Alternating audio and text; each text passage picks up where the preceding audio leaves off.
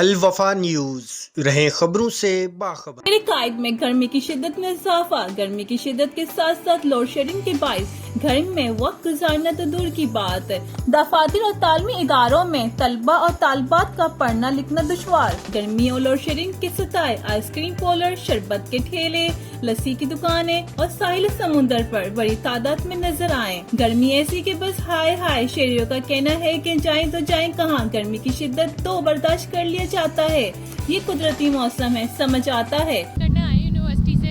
اچھا جی کون سی ڈاؤ الگ الگ جی کلاسز کے بعد کلاسز کے بعد جی کبھی کبھی ہوتی ہے، روز نہیں ہوتی۔ روز نہیں ہوتی نہیں ہونی چاہیے، تعلیم پہ کبھی بھی نہیں ہونی چاہیے لوڈ شیڈنگ۔ ہاں اس سے آپ بہت زیادہ کیونکہ اب تو زیادہ تر کمپیوٹر پہ کام ہوتا ہے، یونیورسٹی کا ہے تو جب لائٹ چلی جاتی ہے تو مسئلہ ہوتا ہے، اوبویسلی مسئلہ ہوتا ہے۔ کہنا چاہوں گی کہ خالی لائٹ نہیں جانی چاہیے، مطلب لوڈ شیڈنگ کسی بھی ایریا میں نہیں ہونی چاہیے۔ ہمارے ایریا میں تو پھر کم ہے، اور باقی جو چھوٹے ایریاز ہیں، انٹیریئر ہے، وہاں پہ تو بہت زیادہ لائٹ جاتی ہے۔ بارشیں آنے والی ہیں، بارشیں پسند ہیں آپ کو؟ جی بہت زیادہ۔ طبیعت سے نہیں باہر نکلے گھومنے پھرنے کی نہیں ہے۔ تو لائٹ کب سے نہیں ہے؟ لائٹ تو 2.5 گھنٹے 3 گھنٹے جا رہی ہے، دن میں 4 دفعہ تو لائٹ جا رہی ہے۔ بلدیہ ٹاؤن لائٹ وائٹ آ رہی ہے وہاں پر؟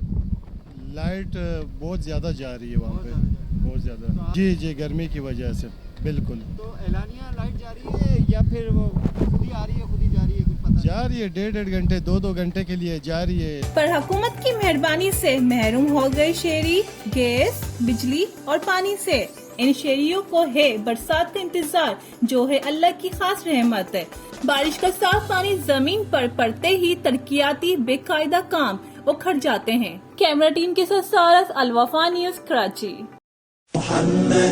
یا رسول اللہ یا حبیب اللہ یا رسول اللہ یا حبیب اللہ یا نبی اللہ محمد یا رسول اللہ محمد یا حبیب اللہ محمد یا رسول اللہ یا حبیب اللہ یا نبی اللہ۔ آپ کے مقدس سفر کا ہم سفر صرف الوفا انٹرنیشنل ٹریول۔